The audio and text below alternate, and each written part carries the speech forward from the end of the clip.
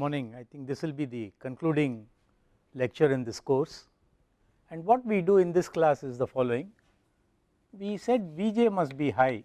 Let us see, are there some limitations to Vj?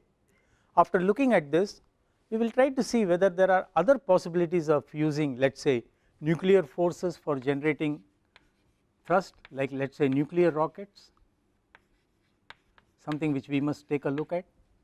Whether we can use the light intensity like photons, or rather the deep space energy which is available in deep space for developing thrust, and these are some of the newer areas, like we say maybe advanced propulsion is what we would try to take a look at. The question of advanced is something relative, because in some cases maybe electrical rockets are also a little bit more advanced, but anyway let us see whether anything more than electrical propulsion, something like newer types of propulsion are possible in the years to come, and I think all of us must concentrate on this, because maybe you all will have a chance to develop something new and something beautiful, right. Having said that, let us take a look at Vj. Should Vj be extremely large? After all, I have been telling this point a couple of times, namely maybe when Tsiolkovsky formulated the rocket equation, and in today's class we will again go back to the equation because we would like to conclude something, Tsiolkovsky's equation. And what was Tsiolkovsky's rocket equation? We said that the delta V which a rocket gets not only comes from its exhaust jet velocity, like let us say ISP or Vj, but also the logarithm of the initial mass to the final mass. When he was working on this, he felt if I have to get a high Vj, maybe I should have electrons which can be pulled in a magnetic field and I could get high Vj, but it so happens that electrons have a very low mass and therefore it does not give you force. Well, after him, Goddard, another 10 years, maybe 20 years, 18, something like 1930s, 1940s, he was also interested in finding out, maybe using electrons itself, can I get the electrons to go at the speed of light and therefore get a high value of Vj? Are there some limitations? Not limitations in getting a high Vj, but is there from the basic equations what we considered, is there some limit to Vj which is possible, and that is what we will try to do in the next 5 or 10 minutes. Let us now take a realistic picture of the electrical rockets what we discussed in the last class. See, what we needed in this was something little more. We needed propellant, and propellant was, let us say, xenon. We also said I need an electrical field. In case of iron rocket I need a voltage of something like 1.5 kVA. In terms of Hall thruster I needed 30 kVA. That means I need something like a power unit. Even if I have solar power, I convert it to electricity in my spacecraft, I still have to recondition the power to give me high voltage. That means I have something like a power, I can now write as power processing unit. It has to process according to the voltage current what I require. I call it as PPU. Now if I have a battery, it is going to be heavy. That means in addition to the usual chemical rockets which had, let us say, initial mass, let us go back to what we discussed when we were developing the Tsiolkovsky useful payload, that is the space capsule, it had the structural mass, it had the propellant mass. Now what is it I am saying? Now I am having a power processing unit which has some weight, and therefore I should add something like MPP in addition to propellant mass, in addition to structural mass, but the structural mass will also go up because this has some weight, I must have a structure to support this weight, and therefore I say in the initial mass in the case of an electrical rocket will consist of useful plus structure and this one together and the propellant mass over here. And what is going to be my final mass? Final mass is going to be the useful thing, the propellant is burnt out, and I have structural mass plus the propellant mass over here. Therefore I find I am unnecessarily carrying some part of the this power plant which has a certain inert mass, also structural mass associated with the power plant, and therefore I can say something like a specific mass of the power unit coming like mass of the power plant plus mass of the structure associated with the power plant divided by power which is generated by the power plant P, and this is denoted by chi, which units is kilogram per, let us say, kilowatt, or kilogram per watt is the unit of this. Now, what is it I am trying to aim at? When we supply power P and use this power to enhance the velocity Vj, what we are essentially doing is the rate at which the energy is getting released, namely power, gets into the kinetic energy. And what is kinetic energy? M into Vj square divided by 2.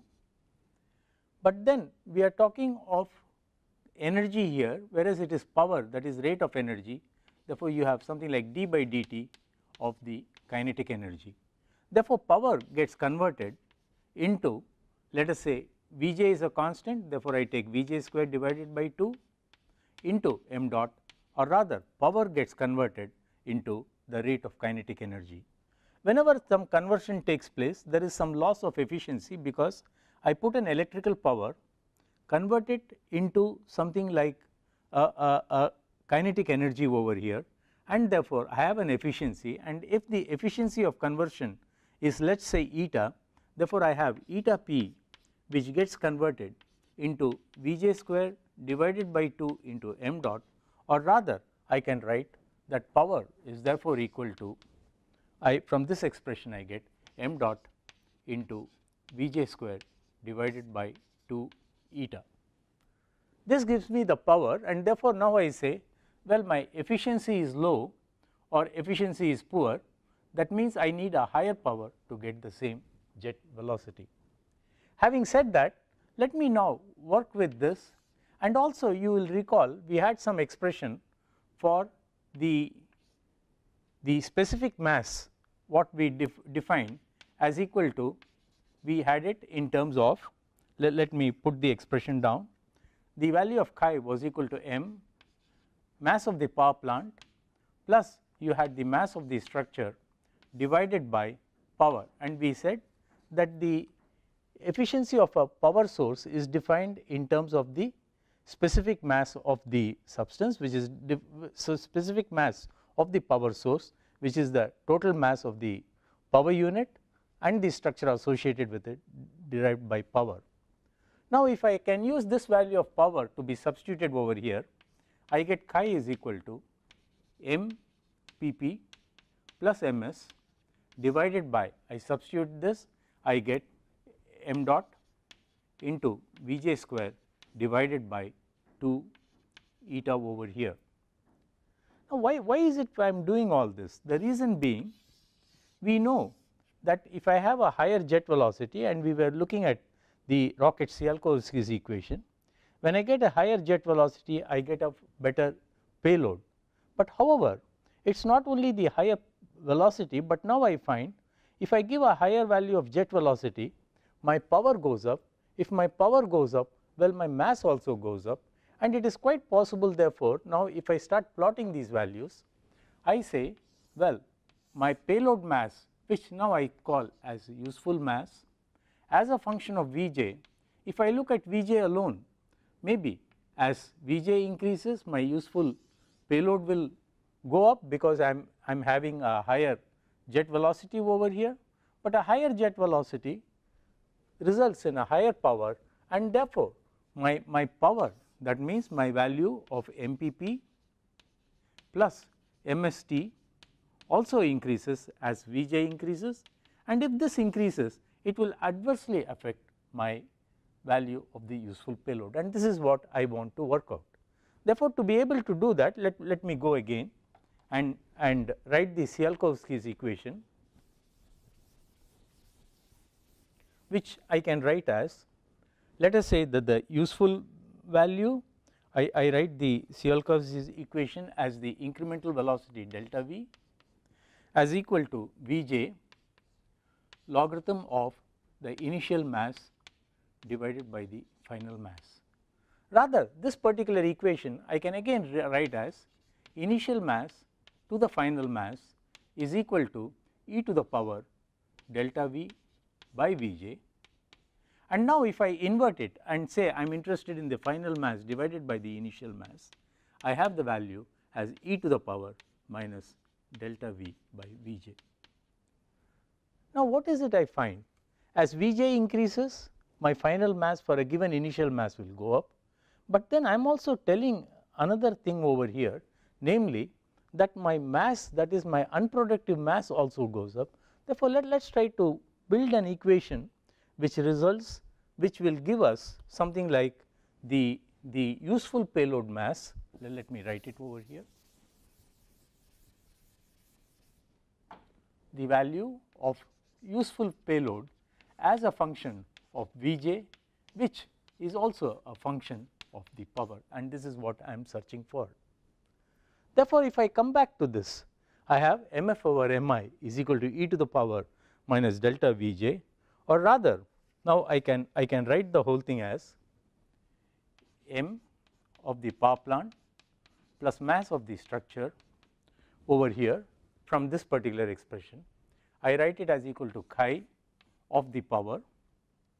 Well, power I again write it from an expression as equal to m dot into Vj square, which is equal to chi of m dot Vj square divided by 2 eta, and therefore, now I get the value of power plant plus the weight of the structure is given by this value. Somehow I want to bring in the value of useful mass over here, and therefore, I look at this expression again and look at this expression again and want to express the value of useful mass as a function of initial mass, as a function of Vj, and that is what is my particular aim with which I am trying to solve this equation. Therefore, let me again put this over here.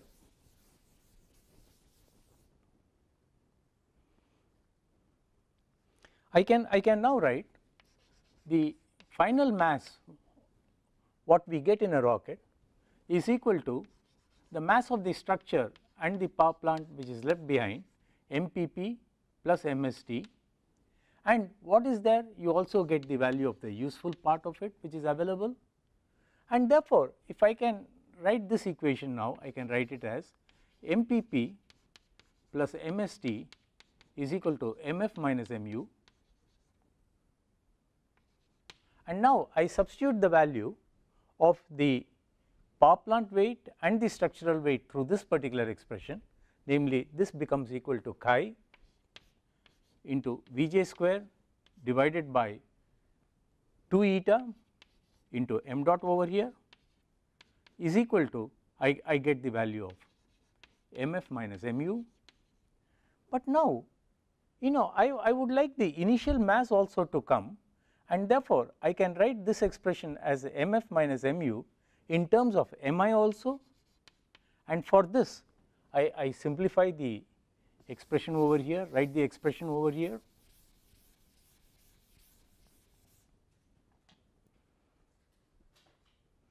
I now write mf is equal to mu plus chi into Vj square into m dot divided by 2 eta, and immediately I find that as the efficiency decreases, that is the efficiency of conversion of the power into velocity decreases, well, this factor goes up, and for a final mass, therefore, the value of mu will decrease, which is what we should really expect also, because as efficiency of conversion of the power into the velocity decreases, I will have a less useful payload which comes over here.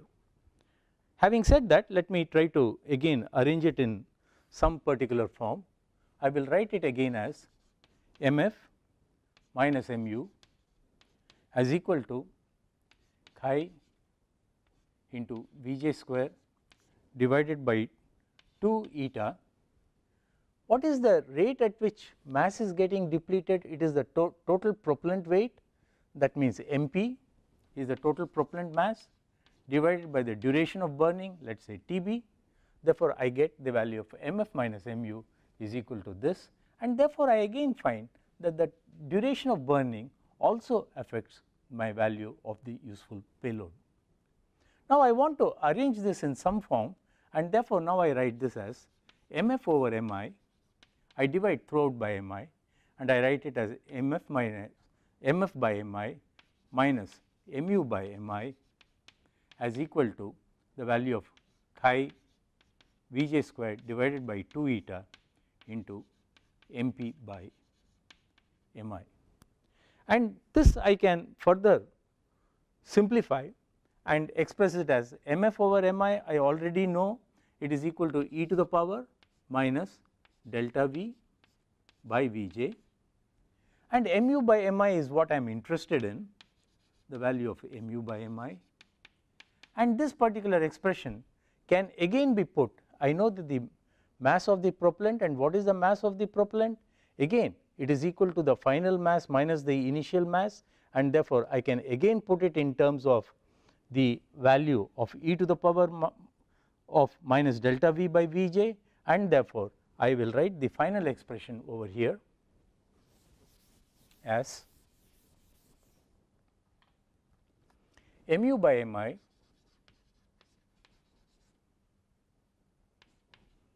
is equal to e to the power minus delta v by Vj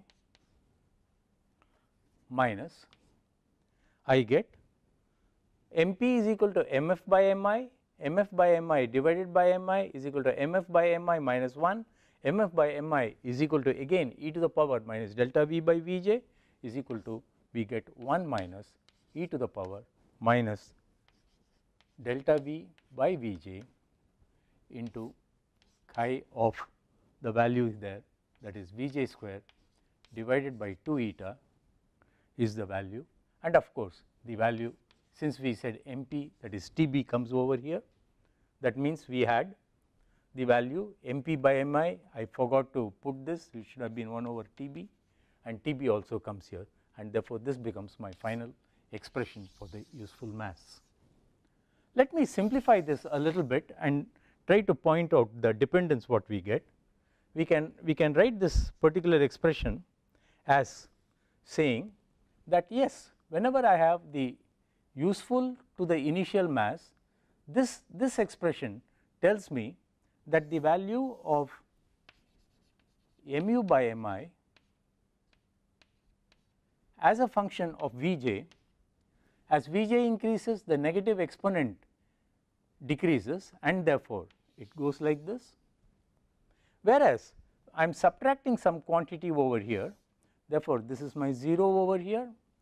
As Vj increases, this quantity decreases, but then Vj squared decreases, this goes up like this, or rather I can say that mu by mi contributing from the first term on the right hand side comes like this, the second term comes like this, and the net of the two things put together, perhaps this is again Vj, may be looking something like if I put both of them together,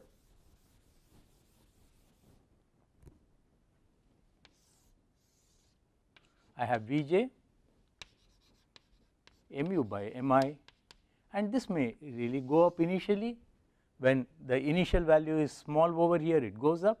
When this value catches up, well, it will decrease over here, and then you have something like this. In other words, there is a value of Vj beyond which it will lead to my useful mass coming down rather than going up, and that is why I cannot really operate a rocket under high power conditions.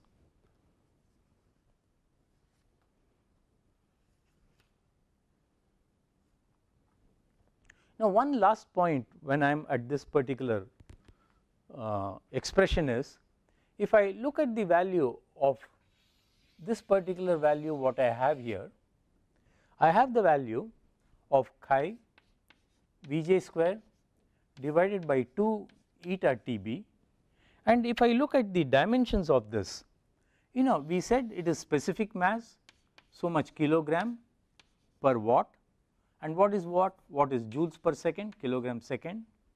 Vj square is meter square by second square, eta is efficiency, does not have unit, Tb has units of second, And now if I were to put the units again, if I put the units of joules, what is it I get? Kilogram second, meter square by second cube here, and joules, joules is again Newton meter, Newton is kilogram meter per second square, and you have meter here, and therefore this net expression becomes a dimensionless number, and therefore we will now take a look at the plot of this particular expression as a function of this. This is a non-dimensional number, and we will try to express the useful mass as a function of Vj as a function of this non-dimensional number. And this is what I show here. The value of chi by eta I keep changing, the value of Vj is on this scale, the value of mu. For a particular mission which takes 10 days and it gives a delta V of something like 2 into 2 kilometers per second, I find that the optimum depends on the specific mass of the system, and therefore there is no way in which maybe for a higher specific mass there is no point in me having a velocity greater than some limit, and therefore there is a limit on the velocity. This is all what I wanted to illustrate using this one. In other words, the effect of increasing the power is to increase the specific mass or increase the mass of the system, and it does not really help in any way, and therefore we say electrical rockets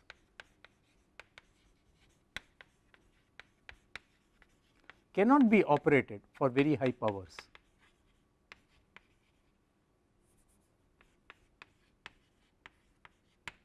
That means there is a power limitation.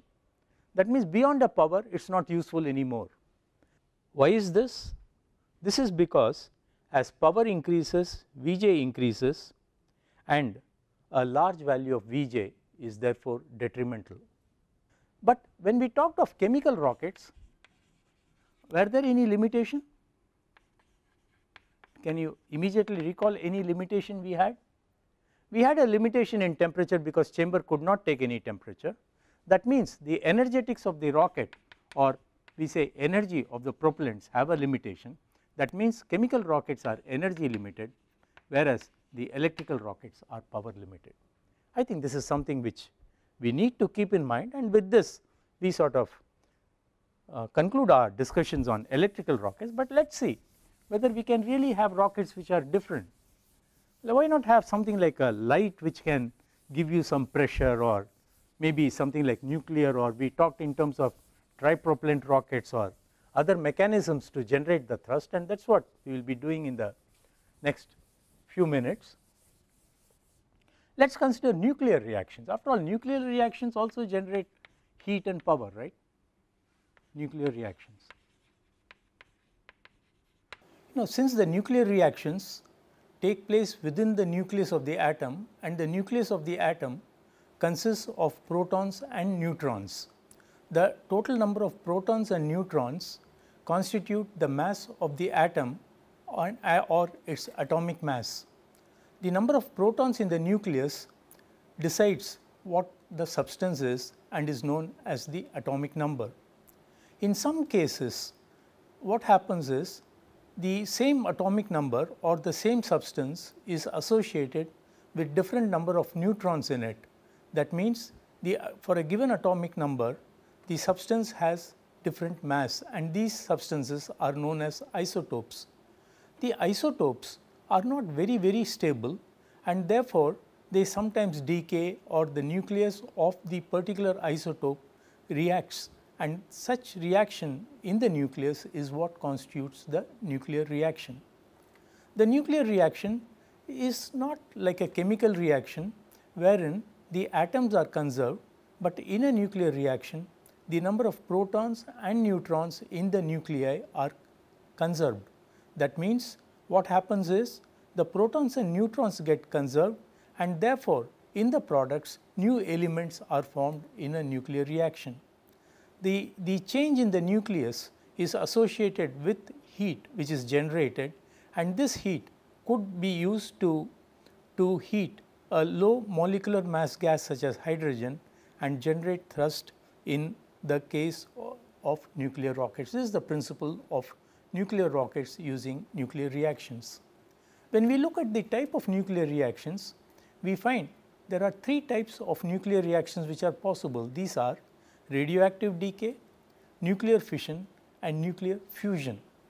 In the case of radioactive decay, what happens is the unstable isotope as such tends towards forming a stable element.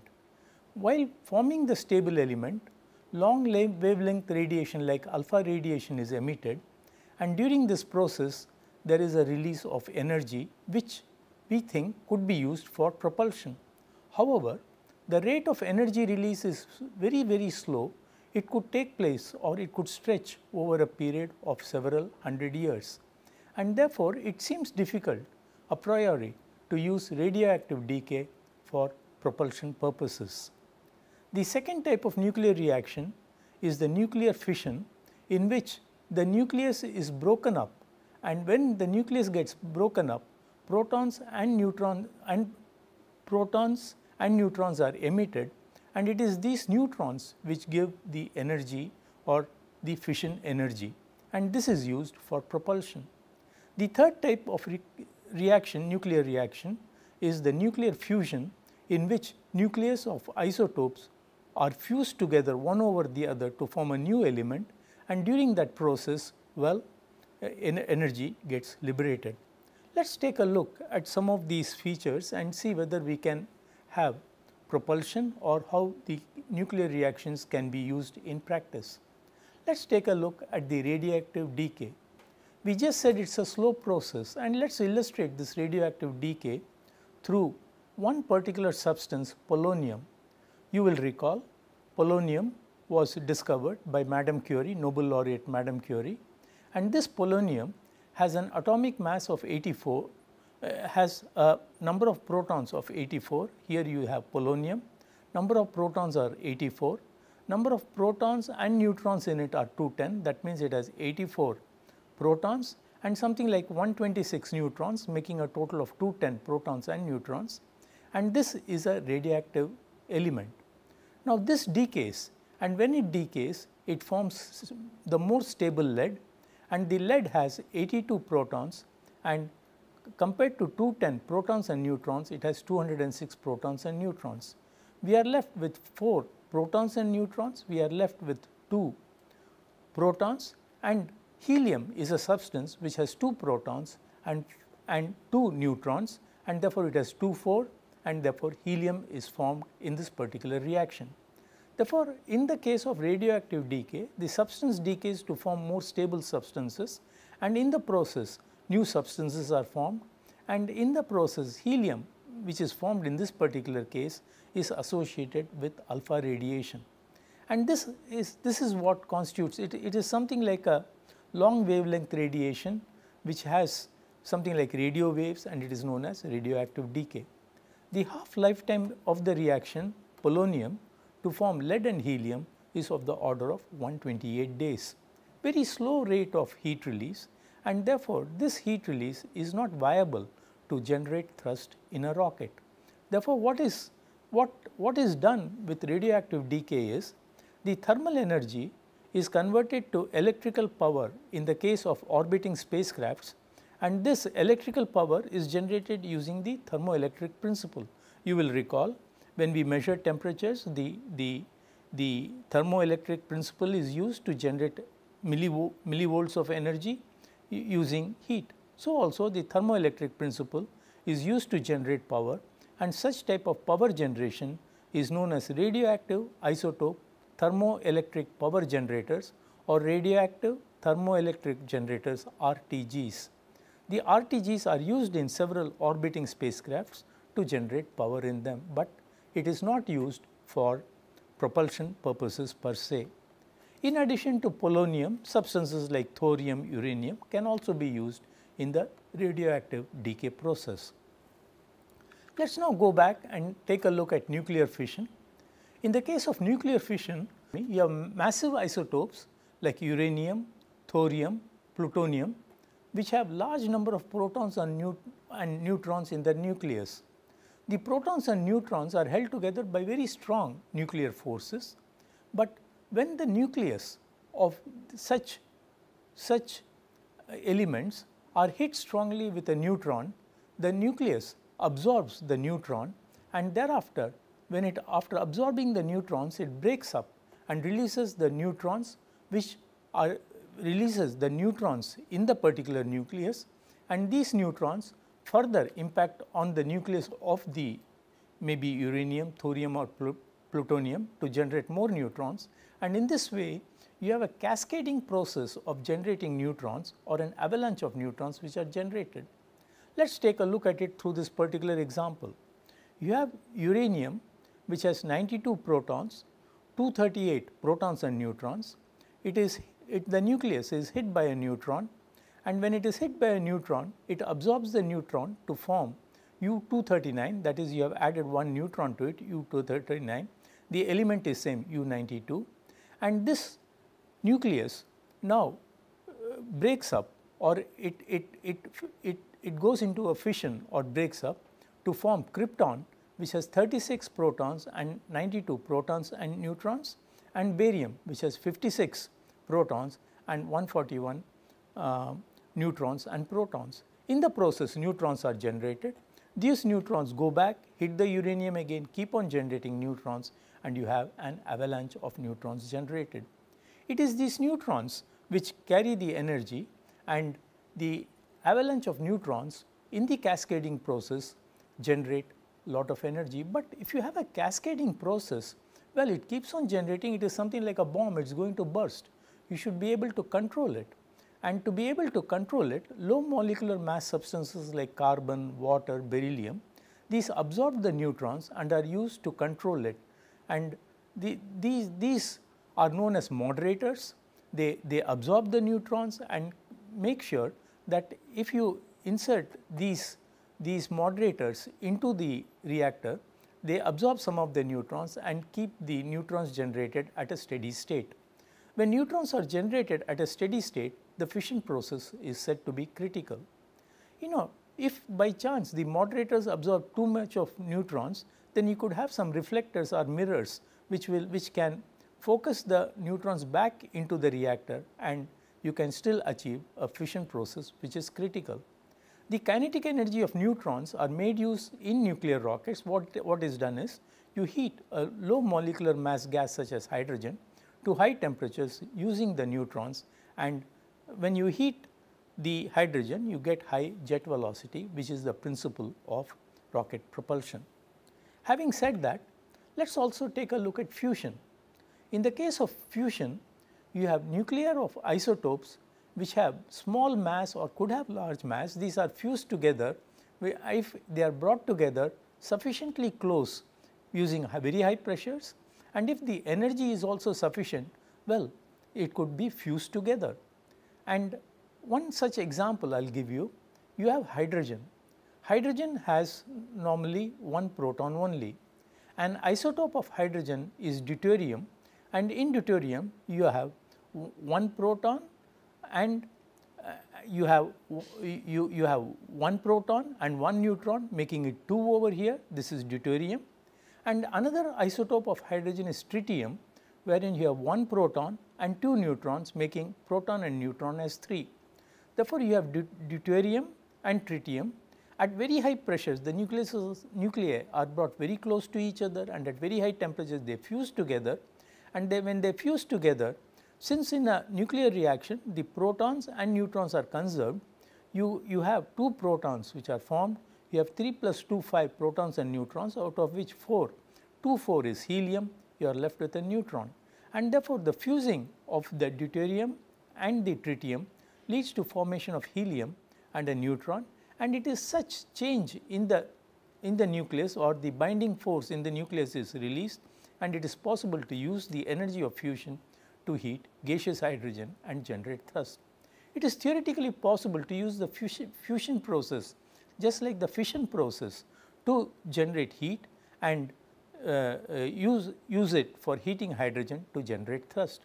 But then we find that you need high pressure and very high temperature to fuse the nuclei of the isotopes, and with the result we find, well, it is difficult to use the fission process in practice because you need extremely high temperatures, and what is done is, in general we use only the fission process and not the fusion process for nuclear propulsion, and the energy of neutrons in the fission process is used to generate thrust. Well, the neutrons can be used directly from the fission process for heating the hydrogen, in which case we say, let me go back, in which case we say we have a nuclear thermal rocket. If the nuclear energy is converted into electrical power and this electrical power is used either as electrostatic propulsion or electromagnetic propulsion, well, you have a nuclear electric propulsion. Therefore, the nuclear propulsion or nuclear rocket propulsion could be subdivided into nuclear thermal rockets and nuclear electrical propulsion.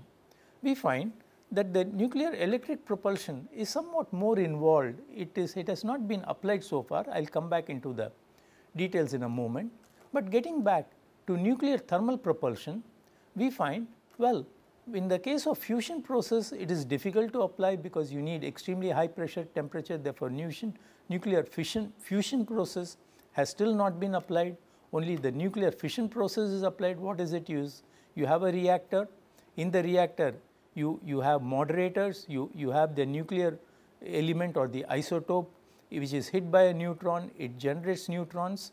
You have moderators which make the process critical or a steady state of generation of neutrons. You introduce hydrogen, the hydrogen is heated to very high temperatures in the reactor, and out comes the hot hydrogen, and this hot hydrogen is expanded in a rocket nozzle to generate high jet velocity, which is what is required in rocket.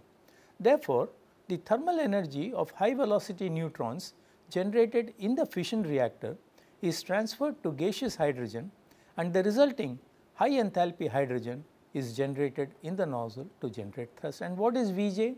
Vj is the difference between the under root of 2 times the specific enthalpy of the hydrogen at the exit of the reactor minus the specific enthalpy of hydrogen at the exit of the nozzle, and this is what gives you the jet velocity for propulsion. Having said this, we also take a look at what is this nuclear electric propulsion, which we said is little more difficult.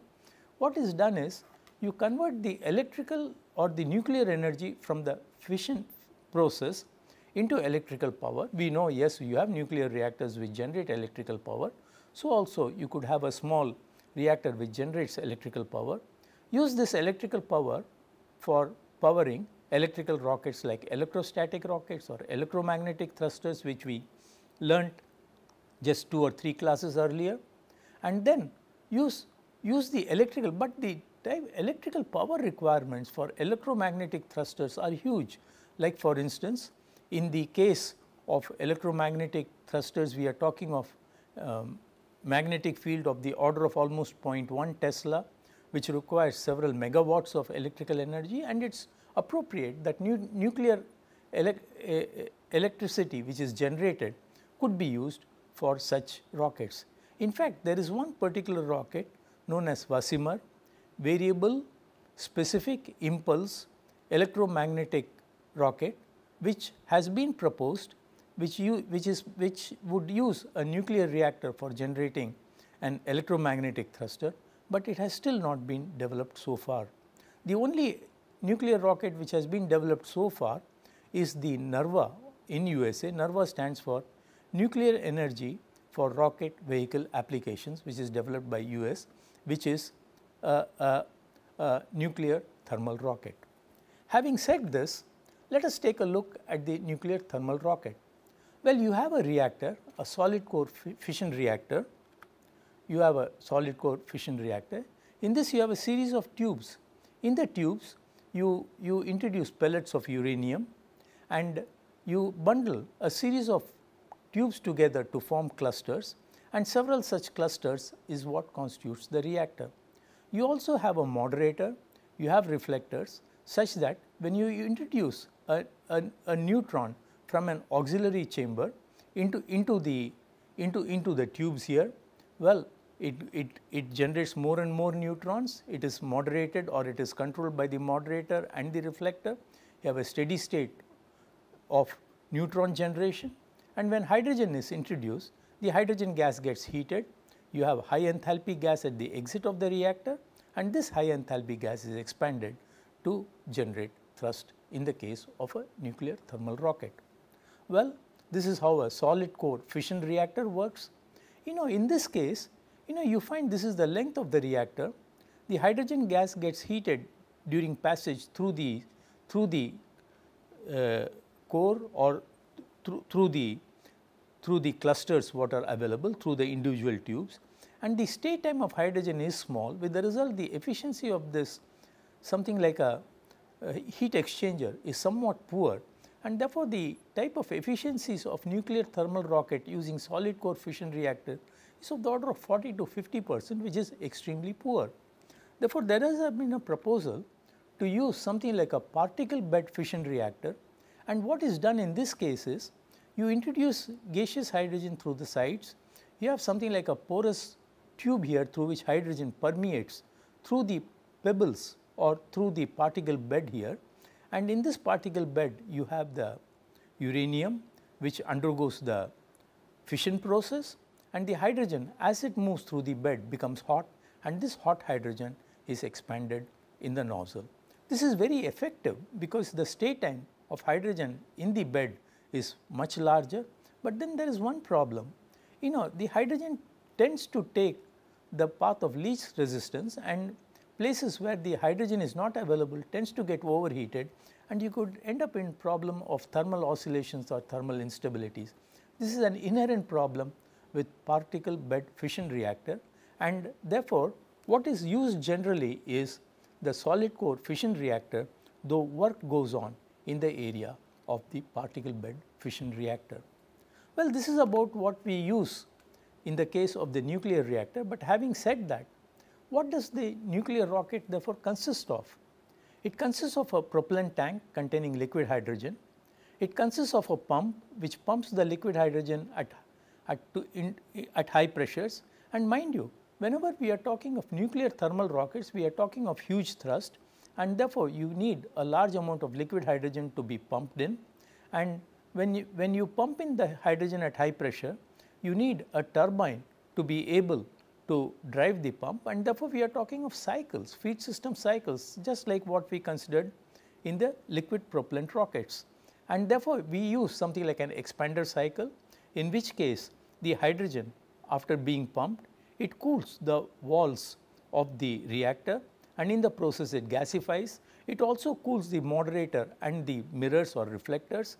It gets gasified, and this gas of hydrogen is used to run the turbine, and the work done by the turbine drives the pump and powers the pump such that it can pump it, and the exhaust from the turbine is now fed into the reactor, and this hydrogen is heated to high temperature and you get the exhaust. This is the schematic of a net nuclear thermal rocket, and therefore, what is it you find? You find that the liquid hydrogen is pumped from A to B, that means to a high pressure at B. From B to C, it is heated to a gas. From C to D, it is expanded in the nozzle. From D, it enters the reactor at state T. It is heated to a state E enthalpy, high enthalpy at E, and it is expanded in the nozzle to F. I show the same process here on the TS diagram, wherein you have a series of constant pressure lines. You have at A the liquid hydrogen, it is pumped in the high pressure pump to B.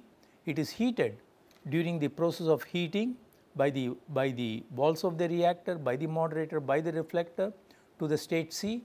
It is expanded in the turbine from C to D, and thereafter from D to E it is heated in the reactor, and from E to F it is expanded in the nozzle to generate the thrust. Well, this is the expander cycle for configuration of a nuclear thermal rocket. You could also have different types of cycles, like we had the gas generator cycle. Maybe you could have a cold bleed cycle, in which case the liquid hydrogen is pumped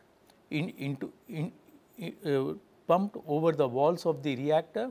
It gasifies. Well, part of it is supplied into the chamber for heating in the reactor to generate thrust.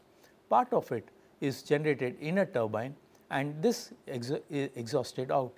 Rather, what happens is you have from A to B the pump work, and then you have the constant pressure heating in the over the walls of the reactor, maybe in the moderator, and then part of it is expanded, is further heated and it is expanded in the nozzle, but part of it which goes into the turbine is expanded from C to D, namely in the turbine, to provide work for running the pump.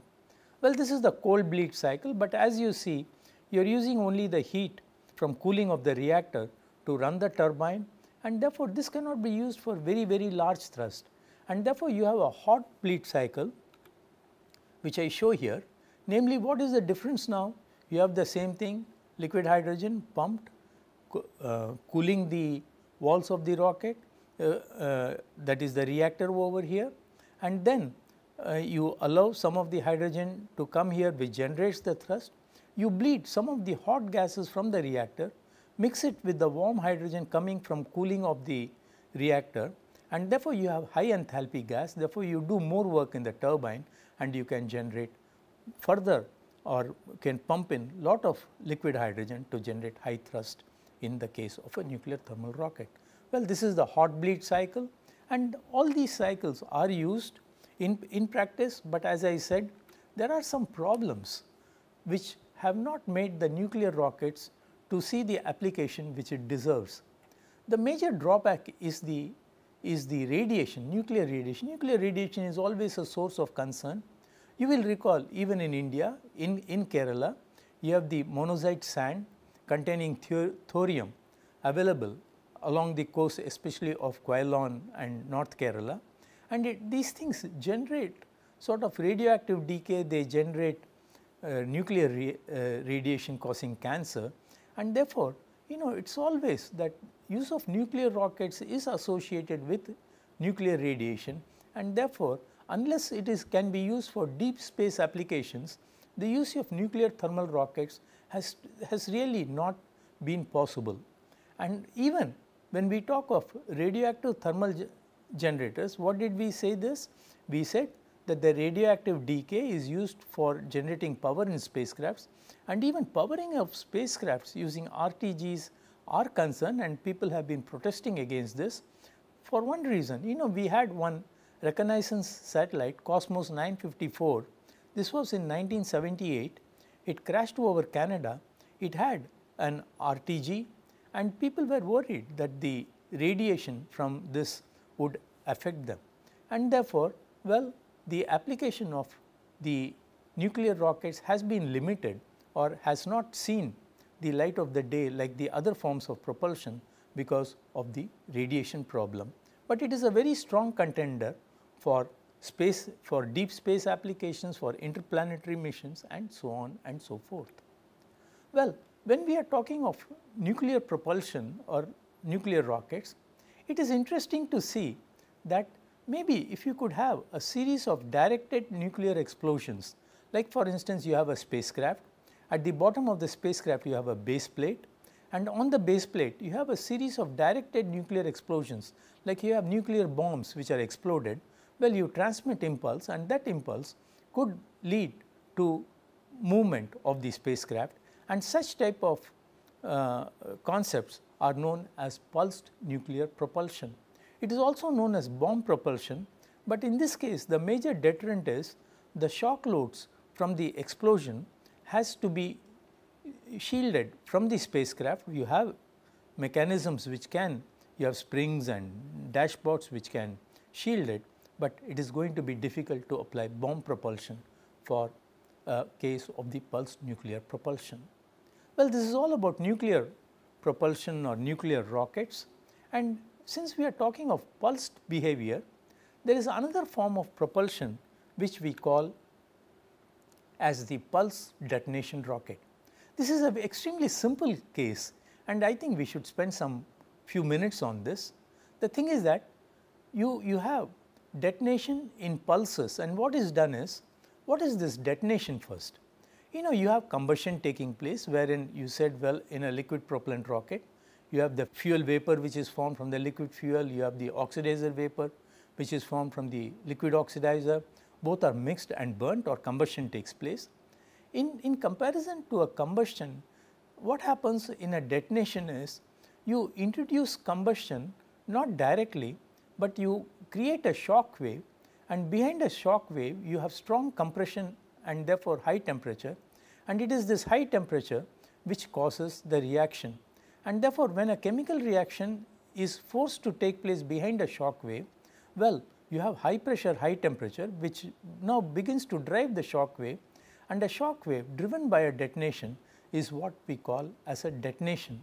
And therefore, you can use these detonations which have high pressure behind it for a rocket. What we do is, you have fuel and oxidizer vapor introduced in a tube, you start detonation in a rocket, the detonation like a shock travels at supersonic speeds, it has high pressure, and the high pressure could be used for propulsion purposes. That means, you have a series of pulses of detonation formed to provide the required impulse, and this is what is done in a pulse detonation rocket. What should it consist of? Well, you have to initiate a detonation, but to initiate a detonation, I just said you have to initiate a strong shock in a tube. It requires large energies, therefore, it is going to be difficult, and therefore, in practice what is done is, in a tube you form a flame, and this flame is made to accelerate and form a shock wave ahead of it. And how it is accelerated is, along the walls of the tube you put blockages, you put spirals in the tube, you make it form shocks, and once the shock is formed ahead of the flame, well, it transits to a detonation, and this is the way we form a detonation in practice. And you must make sure that a detonation is formed as early as possible, that is, the run up distance or the distance for forming a detonation is small, such that you are able to reap the benefits of a detonation, and therefore, you form a detonation in a tube and use a detonation to be able to have a rocket or a detonation rocket, which in a pulse mode becomes a pulsed detonation rocket. Let us see what it should consist of. Therefore, you have a hydrocarbon fuel, you have an oxidizer, I put maybe air could be used as an oxidizer, you have an electrical spark, you form a flame here. This is the tube, a simple tube which we call as a detonation tube. You form a flame, you put blockages or you put some resistances or spirals on the wall, which converts the flame into it forms a shock wave and a detonation, and the high pressure behind the detonation is what gives you the thrust. This is the schematic of what a pulse detonation rocket could consist of, and what is done is, well, the processes are, you have a detonation tube, you introduce fuel and air, maybe you make it as a vapor, maybe air is an oxidizer in this case, you could use liquid oxygen, you could use any other oxidizer what you want. You mix the fuel vapor and oxidizer, you gradually fill the tube with the fuel vapor and the oxidizer vapor, you form a spark here, create a flame, and the flame accelerates, forms a detonation, and when it forms a detonation, well, you have high pressure behind it. These are the products, unburned gas, the detonation travels, the detonation reaches the exit of the tube, you have all products here, and the sequence is over. Once the sequence of detonation is over, you purge the tube using air or the oxidizer, you purge it, you flush out the products, and then the tube is again available, you fill with the fuel and air vapor or fuel and oxidizer vapor in it. These are the cycles which are involved in a single pulse of a detonation, and now you see, well, you have to purge it, you have to fill it, you have the detonation which travels, all these things take some time, and therefore, you have the cycles, number of cycles which are possible in a tube is around 5 to 10 cycles per second, which is somewhat very low. And therefore, what is done is, you have a series of tubes which are bundled together, each is a detonation tube, you have detonation traveling in it, you have fuel and oxidizer which are introduced into this manifold from the tank, you have a valve, you have a mixing chamber, or it is mixed in the chamber, you have vapors coming over here, you have the vapor mixture being formed in the tubes, you ignite it, you allow the detonation to travel, and when the detonation it travels at supersonic speed, you have a divergent nozzle and you get the thrust. This is the principle of multiple detonation tubes clustered together in the case of a pulsed detonation rocket.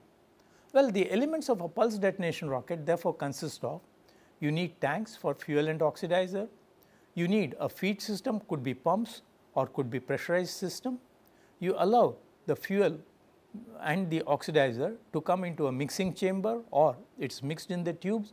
You have a series of tubes, you have blockages in the tubes, you have the manifolds for admitting. Well, you have blockages, as I just now said, and well, the detonation travels and it is expanded out in a divergent, and this constitutes the different elements of a pulse detonation rockets. One major advantage is, the tubes are at low pressures, therefore, you do not need high pressure pumps. A moderate pump or gas for stored gas for pumping the fuel and oxidizer is sufficient, and therefore, as you see, a pulse detonation rocket consists of simple tubes, and it is the detonation in these tubes in pulses which generate impulse for a particular rocket. Well, this is about the pulse detonation rocket, but there are some issues, and we find it is still not totally developed. There are claims being made that a pulse detonation rocket has been flown, but it is not very clear. The difficulties are, formation of a steady state detonation in small diameter tubes is difficult. Normally, we use diameters of the order of 4 to 5 inches, maybe a few tens of centimeters, and to form stable detonation in these small diameter tubes is not that easy. Second is, you need large values of run up distance. If it is going to be there, leads to lot of thrust, you need immediate transition to detonation from a flame, and this is also not that easy unless you are able to design your blockages and your spirals to immediately transit to a detonation. Well, if you use blockages and transition for getting a detonation, they also create pressure losses and lead to loss of thrust.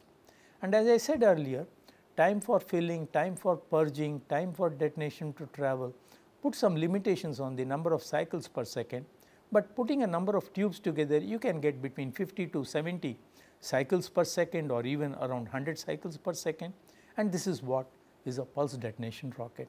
Well, further developments are required before it can be applied in practice. Well, this is about the pulse detonation engine.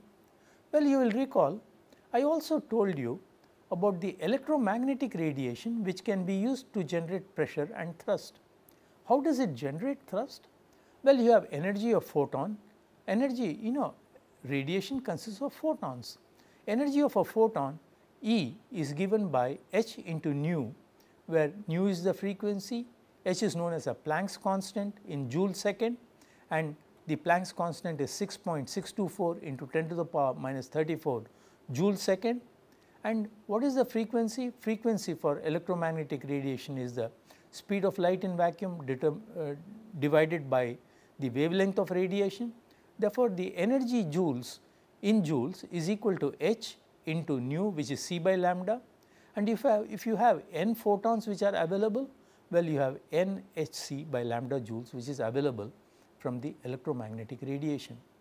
Well, the electromagnetic radiation could also be quantized in terms of intensity of radiation. You could say, well, the intensity of radiation is so much I joules per meter square second, and therefore, the same energy could also be written as intensity of radiation into the area over which radiation is incident into the time of radiation, because intensity of radiation is joules per meter square second. You have meter squared into second here, which is the energy.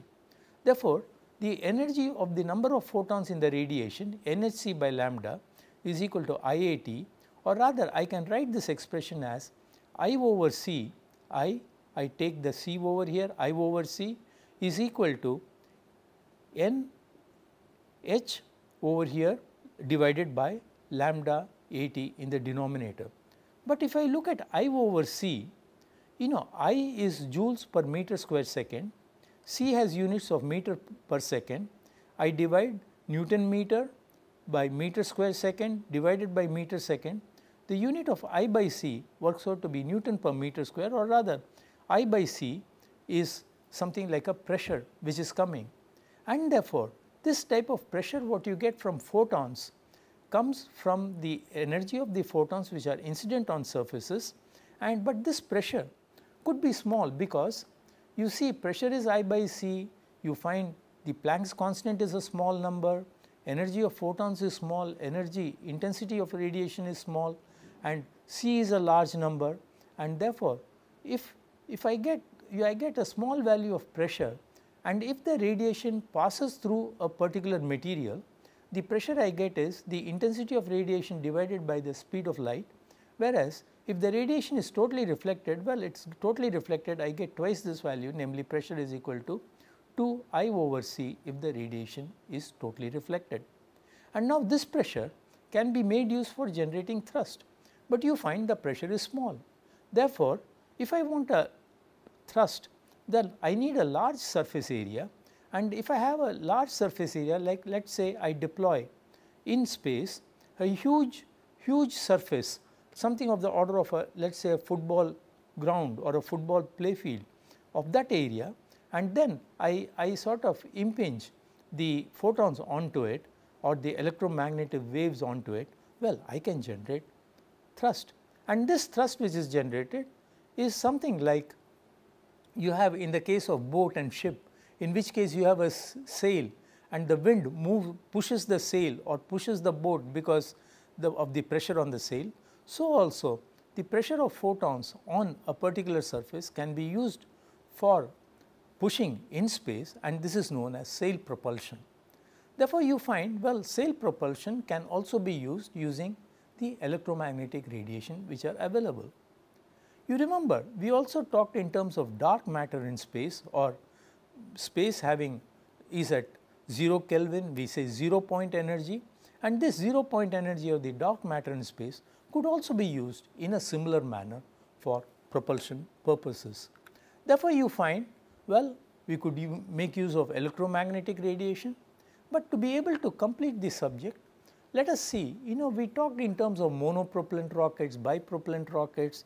At that time we also said 3 propellants could be used together, like for instance, we could use liquid kerosene as a fuel, liquid hydrogen as a fuel, we could use liquid oxygen as a fuel, and all the 3 could be used together, like for instance, in the booster stages or the initial stages, I have kerosene with liquid hydrogen both as fuels burning with liquid oxygen, and in this case, kerosene is going to burn with liquid oxygen, but if I introduce liquid hydrogen into it, liquid hydrogen rapidly burns, and therefore it stabilizes the combustion. I can generate high thrust because kerosene is a dense fuel, and in the initial phase I use kerosene and liquid hydrogen as fuels and burn it with liquid oxygen. When the rocket moves up, well, I cut off kerosene, and therefore I use only the liquid hydrogen and liquid oxygen, which gives me a very high performance. And therefore, in the case of liquid propellant rocket, I do the job of 2 stages, and therefore it is quite possible I can cut down the number of stages, or I can even use a single stage to orbit vehicle, and this is a prized possession, because in a single stage if I can go to orbit, nothing like it, but it is attendant with problems and issues. This question of liquid propellant rocket was talked of very vehemently around 10 to 15 years ago, but the interest in it has waned, because the effort is towards getting better materials of construction. You bring down the mass of the inerts and still try to aim at a single stage to orbit vehicle. Therefore, you find, well, you can keep on using different mechanisms, you have endless mechanisms of generating thrust and making different types of rockets. You have myriads of possibilities of pushing in space. Therefore, you find, well, imagination is the limit, and therefore there are various mechanisms. To get back where we got started, we said propulsion comes from the word propellery, which is essentially to push forward. And where do we push forward?